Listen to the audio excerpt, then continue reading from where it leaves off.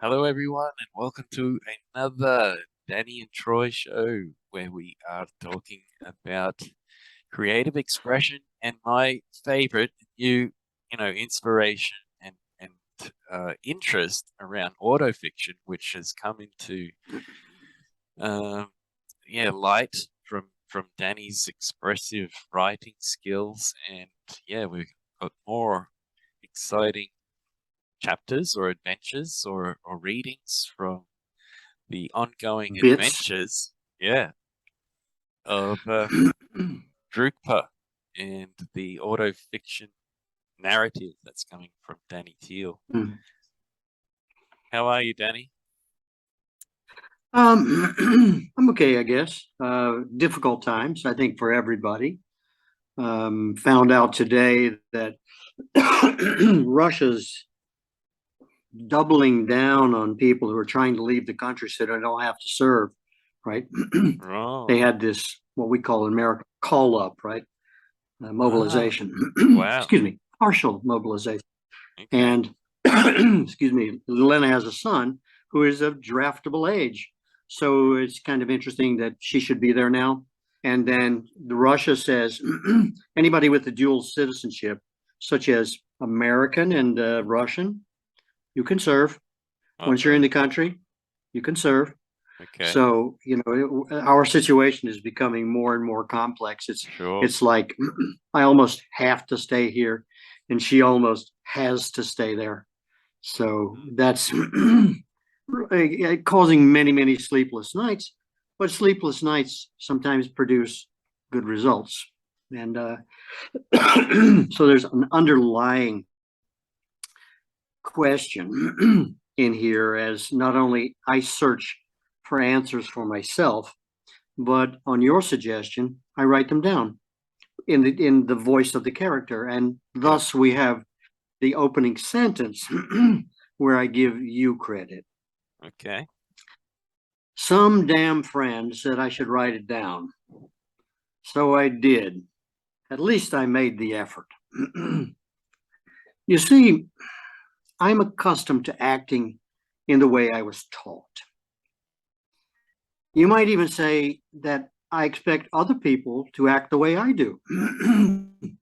My Christian upbringing and all that rot taught me, Methodist in this case, not that I can tell you the difference between Methodist, Baptist, Episcopal, Presbyterian, Evangelist, Church of God, or any of the others. They're all the same to me, except for ideological minutia, which determined eternal damnation or salvation. That does not mean it is the way I wanted to act, be raised, or whatever. But no one asked me about it or the way I felt about being indoctrinated. I was becoming a stuffed goose, and it was child abuse. I was never asked, excuse me, what I felt, just if I knew what they wanted me to say, what I believed or what I said I believed, not that I was taught what others believed so I might decide for myself once I knew enough to decide and on what grounds.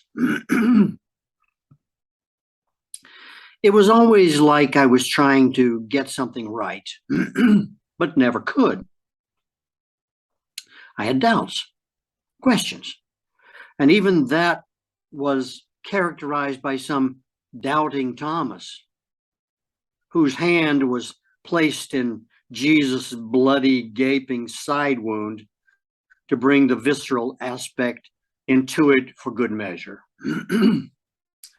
I lived in fear of getting the slightest thing wrong. One mistake, and I was hell bent.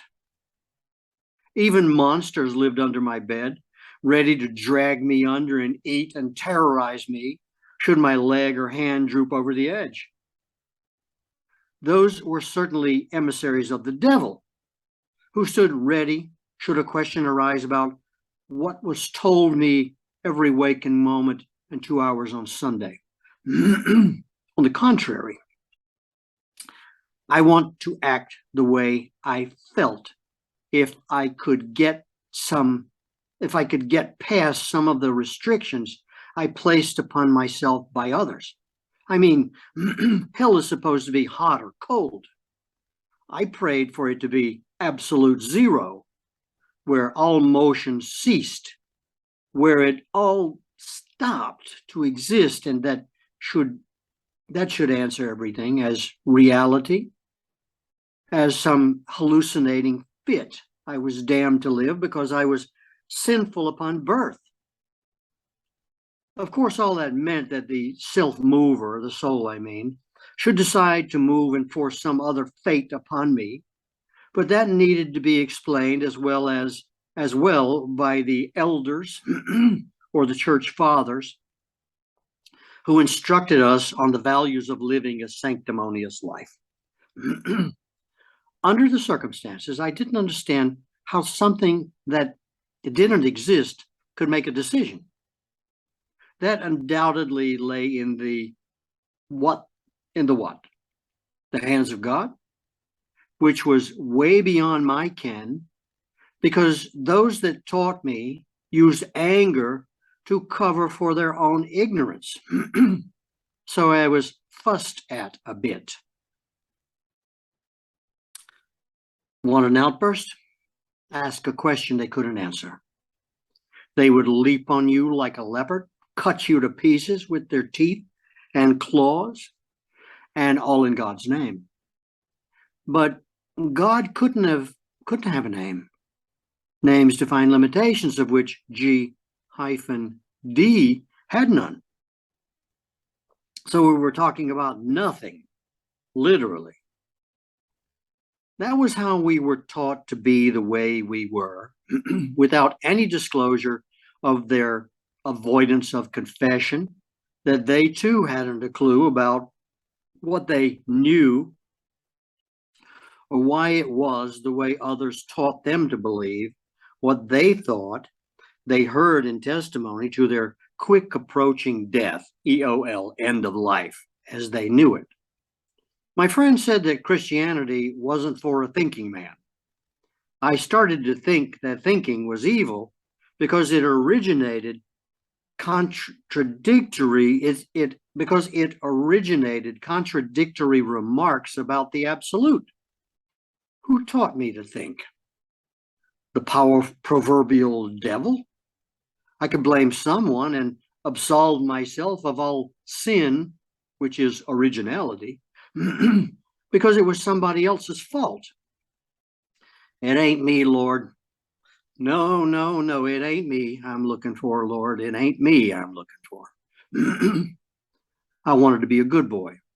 I wanted to be accepted, pat on the head. I wanted to be well thought of, respected, admired. I wanted a certain degree of popularity. I wanted peace, and I still do. I am expected to act civilized, be kind, compassionate, caring, respectful, and so on. Social, you know. And I was to base my actions on faith, hope, and charity. Today, a thinking man's contributions, like Nietzsche, have redefined those terms as ignorance, prolonging the agonies of man, and moral parasitism. In his book on the genealogy of morality, written in 1887, Nietzsche argues that charity is a crutch for the weak and poor instead of a tool for them to become self-sufficient. Pity is a waste of feeling, a moral parasite which is injurious to the health. It cannot possibly be our duty to increase the evil in the world. My parents taught me to act this way. I thought it was okay until I saw more successful and happy people not acting this way. Christianity was a plague, and Constantine an enabler. They all acted according to their own wishes, and their associates were expected to like it or lump it. They didn't give a fuck about how each other felt, saw them, reacted, or thought. I thought they were self-absorbed, jealous, and obsessed, possessed. I was not to trust the church to exorcise any an evil they implanted. So did the church, but now the church is dead and God too buried in the same grave. So what's left? Everything we started with, which is to say nothing. I suppose they were like me, but they got what they wanted, their way, Elvis. I too wondered how they got it their way. They had to ignore some things, maybe all things, except themselves, I mean, self-centered, man as the center of the universe. If they thought it was best for them to kill someone, an example, then they would do it, dead without a moment's hesitation, done with self-assurance, self-absolution, confidence, and willpower. No worries about punishment in a world no one knew anything about. It's all about guilt. Let's have a listen to Nietzsche on the operating principle of the foundation of Western Christianity and duality and morality, which is to say, debt and repayment. The East operates on enlightenment. Nietzsche traces the origins of concepts such as guilt and punishment, showing that originally they were not based on any sense of moral transgression. Rather, guilt simply meant that a debt was owed, and punishment was simply a form of securing repayment. For Nietzsche, value creation requires strength, because to create value is to issue commands, and the issuance of commands requires strength. For Nietzsche, all actions may be traced back to evaluations. These evaluations are, in effect, commands to act. Friedrich Nietzsche presented the world with a philosophy of life that called for a rigorous re-evaluation of all values. His critical analysis of Western civilization resulted in him drawing a crucial distinction between the slave morality of the masses and the master morality of those superior individuals who elevate human society through intellectual creativity. As a result, Nietzsche's philosophy of overcoming emphasizes self-creation and the affirmation of life, looking ever to the future.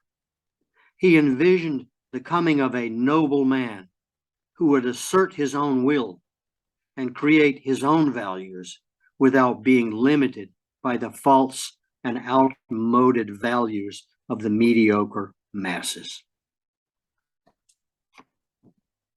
Wow. So we speak about the creation of value, right? Sure. And Nietzsche says it comes from strength, and that strength is value and creativity and, assertion of yourself. That you can spend your whole life, running around searching, having experiences or whatever, but without the knowledge that doing that, in doing that, you create your own sense of morality or your own conduct and how you feel about it in your own life. And what that does is it dismisses guilt. This is not debt and repayment. This may not even be enlightenment. There's got to be something in between. Right. Maybe it's becoming, this whole process of going through who you were and who you're going to be. And you are constantly becoming, right? Which is constant creation. You're alive. I guess that would be the purpose of life, because if you stop constantly creating, even your body or your cells or whatever, or your thinking, if you stop creating, you'd be dead. Well, and forgotten. Two words that really stood out was intellectual creativity in that piece that you read. So I think, creativity and being the topic of this little series of creative expression. Creative, you can see creativity or people being creative. I've got two young nephews, twins, who are just the age of 2 right now, and they're very, creative, but it's childish creativity.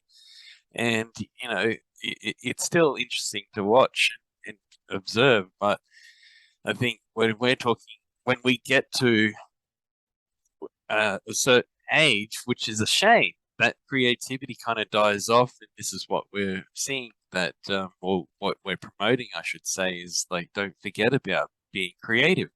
And we can bring into this creative expression, this intellectual creativity mode where it's not just, I don't know, being childish about it, but having some structure or purpose or value gained from it.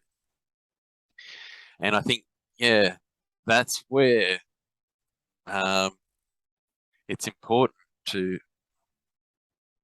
Well, I think that's where a lot of great inventions and innovations come out of, is when you have that um, aspect of intellectual creativity and driving towards that. Now, what you were saying also is about value creation or value generation, and relating that to being strong and having strength, and that's related to energy. And I think a lot of energy can be wasted if you're too worried about, you mentioned fear, and it happens to be on my t-shirt, where there's a bit of a joke.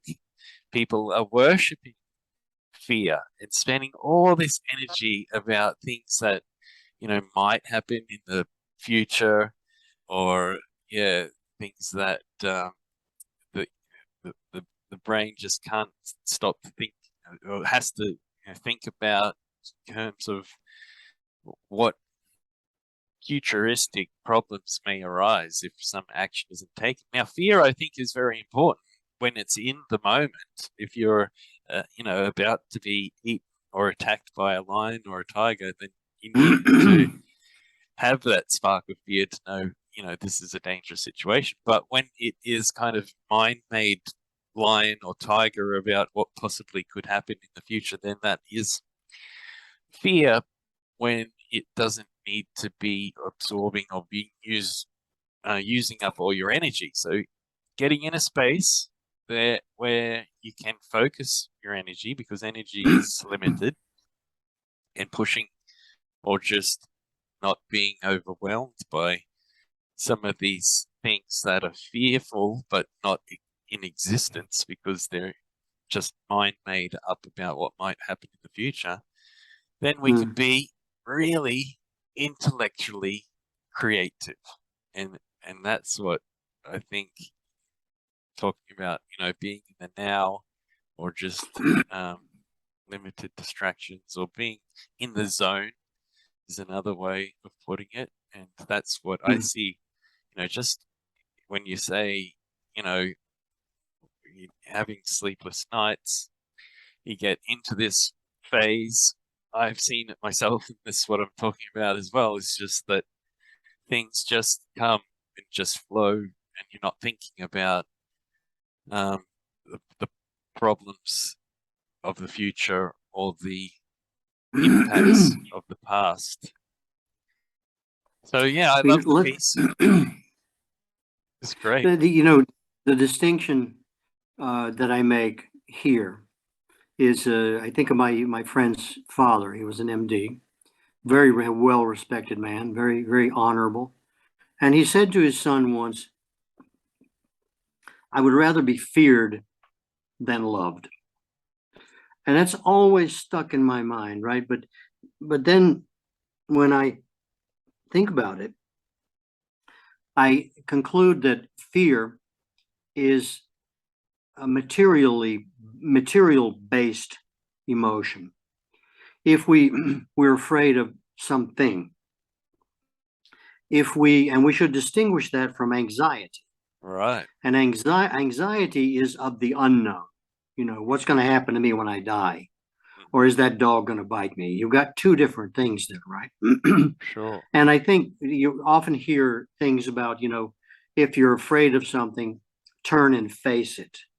Right. And I'm more or less of that nature because I think, and he's talking about people, um, let's see, the man who conquers himself, right?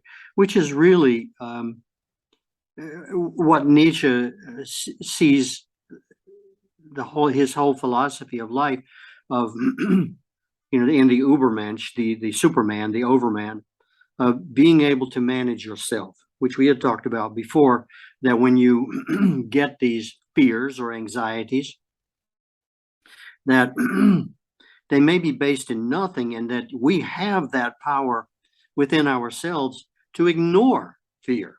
Mhm. And quite often, I must say that it's like fear is a gateway, that if you can enter that gate when you are afraid, then I think the likelihood is, and I'm going through a lot of that now myself, that it's kind of like the gate itself, the gate to hell, guarded by, these vicious dogs. Um, that if you approach the dogs, they're not going to bite you, right? That Mhm. we give the dogs the power because we fear them. And we Sure. don't know, we don't know whether the dog is barking because it hurts, right? Mhm. Or because it whatever it senses, it's like they're coming to get me, they're coming to get me, and it's like, no, Pooch, you know, I'm not coming to get you. I just don't want you to bite me, and if you let me get close enough, I'll pat you on the head, which you probably like. Mhm. So I think that maybe I view uh, fear differently, because whenever I face a fear, I I attack it. I go to Right. it. Right. Because it's working overtime to control me. Don't do Right. it, Danny. What are you doing, man? Blah blah blah blah blah. And it's like um, that creates a lot of chemical reactions in me that is very much akin to um, what I might envision as surely going to happen. Mhm. But I think that if I'm sure it's going to happen, I am assisting it to happen, Okay. right? Right. But if I get closer, I may find out that there's nothing to be afraid of. It's just, an assessment of my abilities, um, to do the job. Let's just say, Mhm. and if I'm sitting on my butt all the time and doing nothing because I'm so afraid, then I principally have announced myself as being worthless, right? Right. And I see a lot of these people, in the grocery store, in Walmart, on the street, everywhere. They're everywhere. And I ask myself, are they even, what are they doing with their life? Are they just being controlled by fear, like, American elections of politicians, right? Mhm. Or Russia's going to come and get you if your hand, falls off the side of the mattress while you're sleeping. Russians are going to drag you underneath the bed and, take you straight to hell. That's all manufactured and supported, I think, by popular belief. You Right. don't want to cross a God that's going to allow you to be sent to burn in hell. I'm sorry, but all my nerves are gone. There's a different kind of hell, right? It's not a lake of fire, but they're appealing to me as a sentient being, Mhm. having me, may I say, obey without asking me if that's what I want or what I need or what I choose, or which limits me. Mhm. It says, don't do it. Last time you ate spaghetti, man, you almost killed yourself. It was Yeah. all, you got food poisoning. Don't ever eat spaghetti again. And Mhm. it's like, that's like country thinking. I like spaghetti, Mm-hmm. and I'll just be more careful. Sure. Maybe I'll clean the pot a little better. Yeah. Maybe I'll use a different brand of tomato sauce, Sure. or whatever, Yeah. Yeah. and learn from that experience, That's but right. not let it shape and mold my behavior for all time, Exactly. you know? Yeah. And I was really shocked when I read Nietzsche's words about, outmoded values of the mediocre masses. I mean, that's what I've been talking about. Those people who will be more than happy to reinforce you in your beliefs as long as they are my beliefs too, That's right.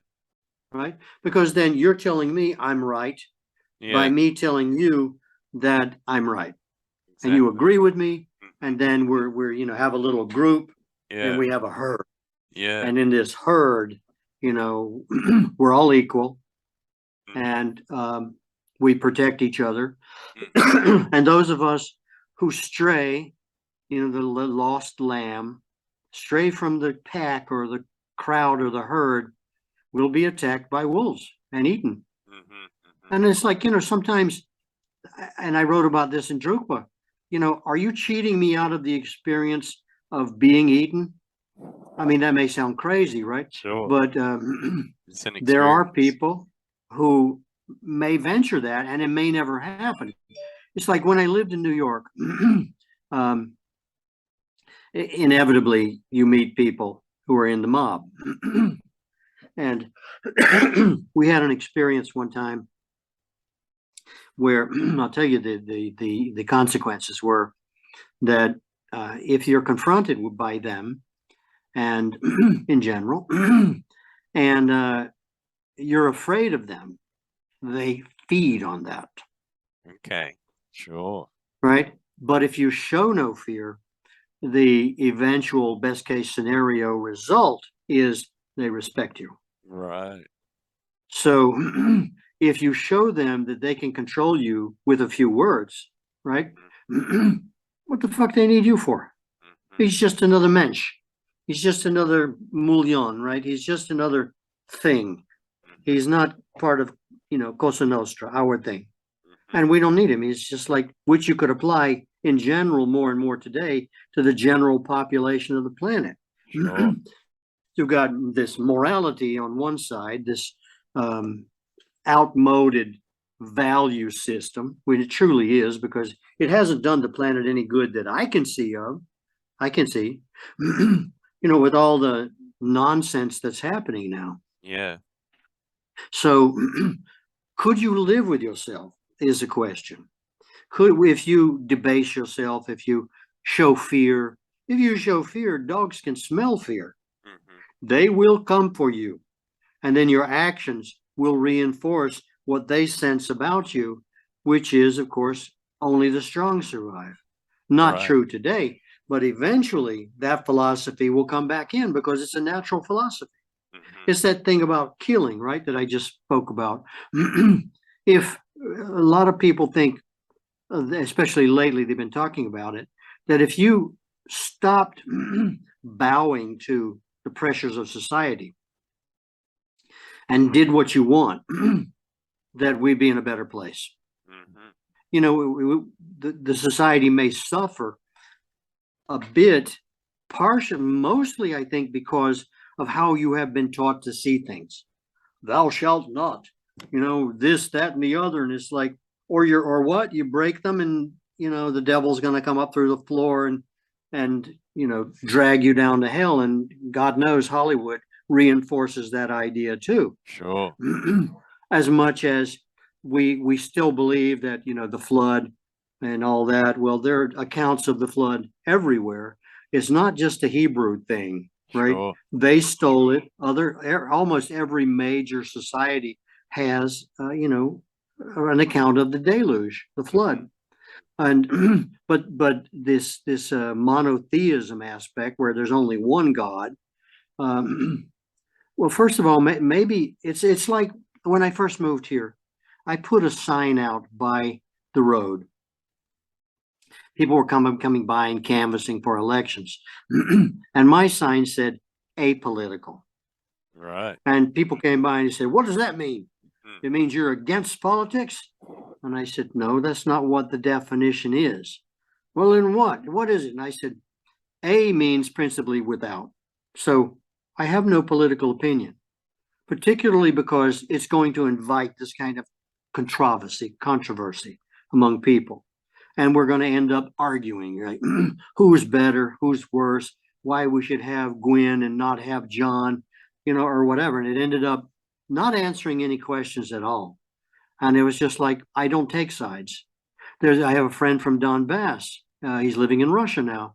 And he sent me an email, and he said, "So now's the time. Which side are you on?" Mm. And I haven't answered that question because that whole mentality invites nothing but conflict. Sure. And and this was months ago, 6 months ago. And the best answer have been able to come up with, which I haven't responded to him, is I'm apolitical, Right. right? Mm-hmm. Is that I look at things on the basis of how they affect me. If you ask, the question that is quite popular among people, do you still beat your wife? How are you going to answer that question? Mm-hmm. Because people are conditioned to respond yes, no, right? Mm-hmm. Or you could say, I have never beat my wife. Mm-hmm. But that's not an automatic reaction, and we're conditioned, right, to react in a certain way, Sure. because we've come to believe, like Drukpa here, that he was raised that way, and surely his mother and father wouldn't lie to him, and they used it as a crutch, like he's saying here, right? Nietzsche again. It's nice to be confirmed by such an esteemed man, and that Drukpa, the character, is coming to the same conclusions about not fighting it. I think, well, from what I'm getting at, is just going back to that shirt that you showed me before we started recording, and it was Yeah, I'll that, get it for you. yeah, the the last sentence about I accept, and yeah, so love and fear. You mentioned, that saying, I'd rather be feared than loved. I think, Mhm. maybe they're on the opposite sides of the scale, like a left and a right. One cannot exist without the other. And of course, yeah, fear exists. So it's not to ignore or deny that it exists, but to accept it will be part of our lives. And yeah, in terms of um, being, I guess, in a group or accepted, also outside of yourself, it's kind of there's a fear. I shouldn't use the word accept, I guess, in that sense, but being belonging to a group, that people have a fear if they don't. But yeah, finding peace within yourself as an individual and accepting everything that's going on. Yeah, just But if you don't believe in fear, it doesn't exist. well, yeah, I don't know about that because even uh, on a biological sense, there's that a fight Fight or flight. flight That's what you're. response. Yeah, I knew that was going to come up. yeah. So there's these primal, I should say, yeah, primal emotions is the biological aspects, and fear is one of them that has developed in our brains and in a lot of other animals that yeah have got as complex as emotional feelings and brain capacity or development, I should say, of the human being. So Well, then I think you're saying that if you propagate fear, you are setting the values that other people operate by because you are commanding them. well, yeah, that's, I think, people using fear to manipulate others, which is wrong. but it's based on this fact that human beings will respond to fear. And I mean, there's that marketing materials like everybody would, I mean, people will have 10 times more impact of a loss rather than a gain. So if you say, buy my um, diet pills, you're going to feel healthier. Or if you say, if you don't buy my diet pills, you're going to feel rotten, you're going to be fat, you're going to, I'm not that to overemphasize that, but if you say a negative, it's thinking, oh yeah, I don't want the negative. I want to buy these diet pills rather than saying, hey, buy these, you'll feel good. And that's all the biological kind of makeup of how we've evolved as a biological being in our brain, having this.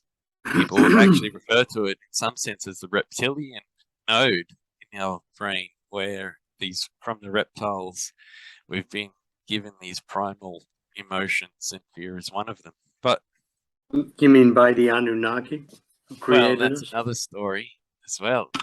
Yeah, the alien beings. You said we've been given it, right? Well, yeah, I mean, You didn't say we developed it, sure. right? So it could have been your parents who gave you this respect for fear.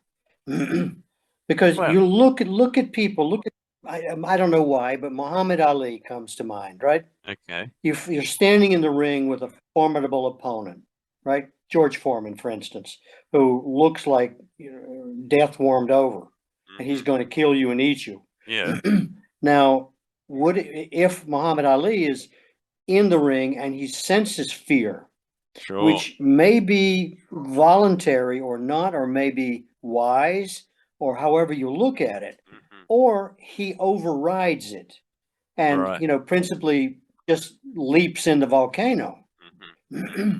without thinking. I think in the summation that survival is good, Hmm. but surviving as a wounded animal or as a jellyfish, I don't know, is there any value in that? Because we're creating value, right? Well, I think by the by value, being the stronger. And if you can also be the stronger, which you've seen in many a tale, by not giving in to fear but standing up to fear. sure. Yeah, I think the value comes from the action. So the process that I see going through, putting the data science aspect to it. One, you feel fear. Two, if you what do you do with that?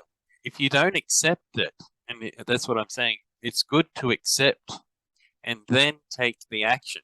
If you feel fear and then, you don't, I aren't able to kind of accept it, it's just like, why is this fear? I shouldn't be fearing this. And then it's a negative feedback into further, or I should say positive feedback, building on the fear, which is going to impact your action because it's going to be drained by all this energy. But I think the great approach is, yes, fear exists. Feel it. Let it be there by accepting it. And then from the acceptance that it's there, take action. And if that is to, I think you're going to fall in the well, yeah, you may fall in the or well. you're going to step in a post hole or something and break your leg if you accept it. Right. My recommendation, I don't agree with you on this one. My my action would be uh, to dismiss it in Right. in a number of different ways of doing that. I mean, even if it meant ignoring it, right? Yeah. I'm not talking about driving down the road and you get in a situation where it seems obvious that you're going to have an accident. Hmm. At that moment in time, you're talking about natural impulses, right? Sure. If you've ever been in that kind of a situation, which you are assured of being involved in a wreck, well, it's not until after the event is over Hmm. that I have an emotional reaction. Sure. And it's usually a nervous reaction. Would Yeah. I call it fear? There's nothing to fear because it's over, Right. right? Yeah. The event has passed. So well, I could maybe fear the blue lights all around me, right? Mm-hmm. About the possibility of what's going to happen here. And then my brain starts conjuring up some story that will get me off the hook. Right. Yeah. Right. And that's a mode of survival, not giving in to the fact that the police are going to diagnose the situation, which they're going to do anyway. You know, Mm-hmm. when I had my accident in Alabama, the officer said to me, he said, I don't know how fast you were going. I think it was 120 or something like that. And I just listened. And he said, I don't know how fast you're going because there are no skid marks. Otherwise, I would charge you. And I said to myself, when he first came to the scene, to shine his flashlight down in the floorboard to show him that my brakes had failed. Right. And he shined the light down on my floorboard, and my shoes were wet, and the cover on the clutch was gone. So I hit the brake. I mean, on the brake. So I hit the clutch, and I 120, and hitting the gravel by the side of the road, I left no skid marks. Right. So I had really nothing to be afraid of because he had no evidence against me because my foot was wet and it slipped off of one pedal onto the next. Okay. Okay. So in that way, and I don't know, I started dropping names and giving all kinds of why I was there, who I was, and all this other business. And eventually, he straightened his back up and said, "Would you like a ride home?" I Yeah. said, "That was good." Yeah. But I didn't feel fear at any moment because that moment when I knew the Sure. inevitable was coming, I was Yeah. going to crash. Yeah. It happened. It seemed like everything went into slow motion, People say that. right? Yeah. Yeah, it's true from my experience. Right. But I had no, whether it was disorientation or whatever, I didn't have time No. or a sense of awareness to fear Yeah. the outcome. And what was I going to fear, which was going to happen anyway? My car was totaled, right? Sure. My companion was in the floorboards. She didn't have on her seatbelt. Mm. Everybody was drunk.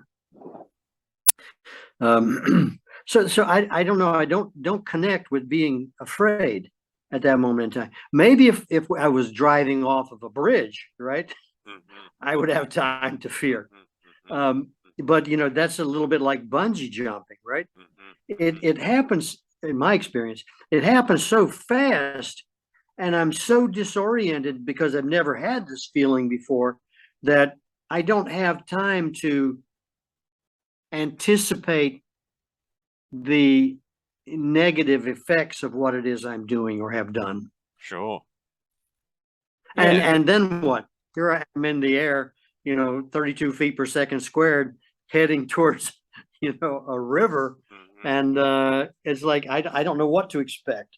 No. But I don't think I'm going to die or nothing like that.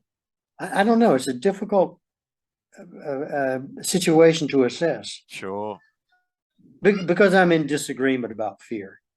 I mean, Right. you have your opinion, I've got mine, and I'm picking it apart, trying to find a reason why I should fear something, and I can't find a reason. Yeah. Interesting. Yeah. It is interesting. I think that's Malcolm Gladwell wrote a book, many books actually. One was called Blink, and it talks about when things happen so quickly that when firefighters, as an example, where they just seem to know what to do or to get out of a building because it's about to fall or the floor's going to fall down, and it's just before they can even think, these actions are jumping into place. So, but I think they are not fearful. If they were fearful in that state, they wouldn't. They'd actually fall with the ground. Go, oh, but They may panic. they would be, in some sense of their brain, I think.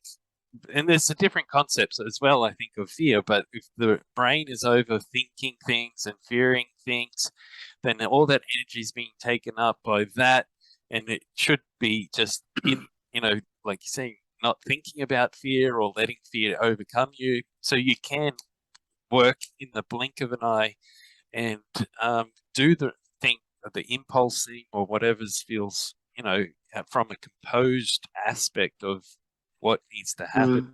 That's what I think you're talking about.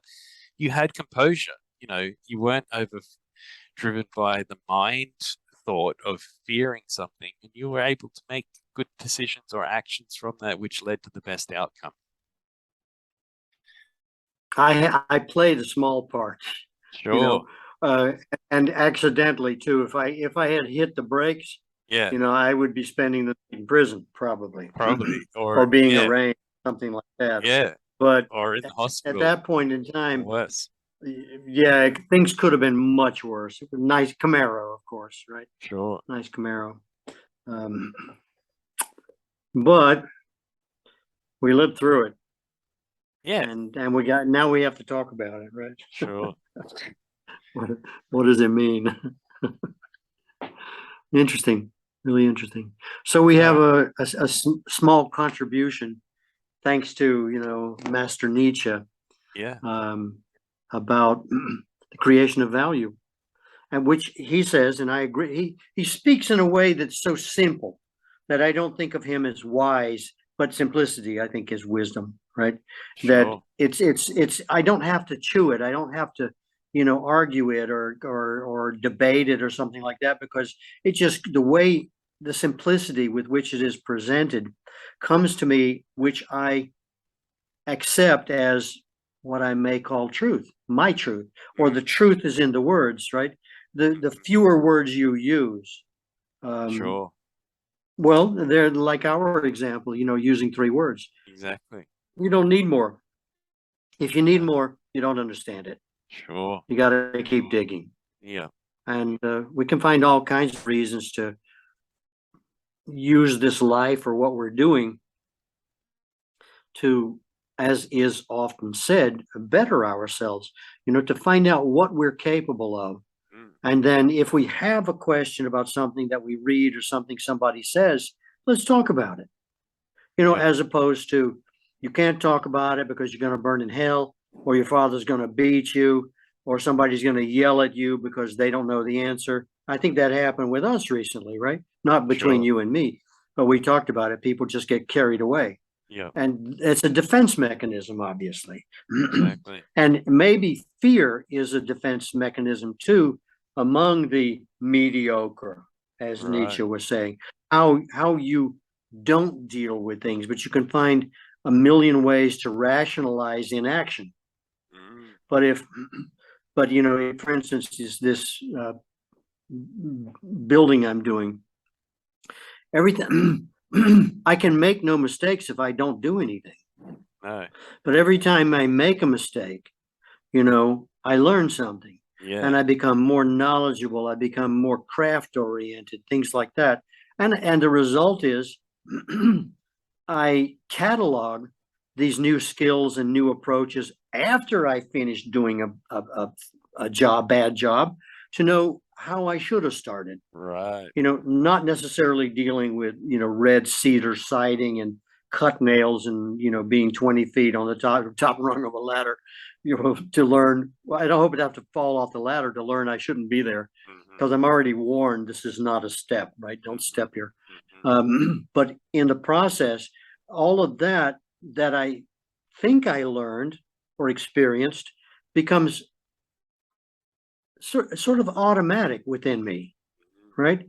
I can stop and say, without recognizing a dialogue with myself, is that this something I shouldn't do? Mm-hmm. Right? I don't experience the fear of falling. If I felt that, then I would say to myself that there's some premonition or some experience Yeah. that is saying the likelihood of injury is higher. But Exactly. I'm not afraid of falling. you Mm-hmm. know Mm-hmm. I can be up there that high, on the ladder, and it's shaking or whatever. And then I get down, I go to the store, I buy, this extension thing that, you put on the ladder, ladders in between. and then you've got two arms out here, so Right. it stabilizes the Right. ladder. And Yep. I just solve one little problem at a time, Sure. which I don't like, because sometimes solving that stabilizing thing on the ladder means it took a whole day. Yeah. So I took a whole day to get what I feel is a lot less done. And I would not say that came from a fear of falling. I would say that I would look at it like the other side of the coin and say, to abate my fear, I Sure. would prepare the situation so I would not be put in a dangerous situation, right? And if I did not use my mental facilities and my experience, then I may succumb to fear, but I wouldn't get anything done. Because Sure. you have to overcome fear to accomplish things, I think, whatever it is, right? I mean, outside of the Democratic Party giving Joe Biden, the credit for getting something done. It's like he doesn't do anything. He's just a poster child. He doesn't do anything. He Yep. sleeps in his basement, or he stands in front of a microphone on a stage and wonders how to get off the stage. It's a totally different situation. It's a false situation that people are using to manipulate the mediocre herd, which is what Nietzsche was saying, to Sure. convince you that this is the way you need to think, and that it's not so good to rely on your instincts or your skills, which is what he was talking about too. You don't get anywhere unless you learn to overcome yourself first. Right. Yeah. And I would say that, fear is probably something very elemental that one needs to overcome in oneself to actually become a better person Yeah. Well, I and more definitely agree. intellectually creative, Exactly. which is where it begins, Yeah. I think. So I think, well, one more thing Yeah. is that what is coming to me is this boundary between courageousness and recklessness. So to be to have courage, you know, you can push it so far, but once you go too far, it's almost like you're being reckless. And yeah, that's very individual. I think they're the same thing. Right. Well, yeah, I can see an example of you going up the ladder, and you may be seeing that you're going to be at height, so it takes a little bit of courage to go up there. But when it started to wobble, you're like, okay, I'm being a little reckless. So that at that point, it crossed the line. Maybe when you're for the third step from the top, it was fine, but then taking that last step was a bit reckless. So it was courageous to get up there, but then it became reckless. But you took action. You could say, okay, I've crossed the line. I'm going to get these support bars. You went to the, local depot, and then again, you went up there, but it's still being, courageous to get there, but you weren't now across the line into recklessness. And that line is very individual. That's based on your experience, based on your knowledge, based on, your individual outlook and ways of being a person in life. So what is reckless, or that line will be different from person to person. But what is important is that you know where your line is, or you listen to yourself and say, okay, yes, this is where my line is. And once you know that, it becomes easier.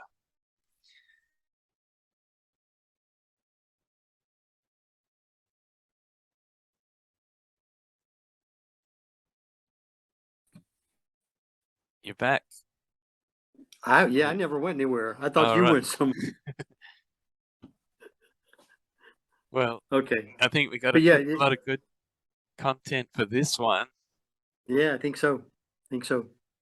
Uh, So I think the time is, which is good timing. Actually, you're off to uh, the global south of Adelaide. Australia, Yeah. Adelaide.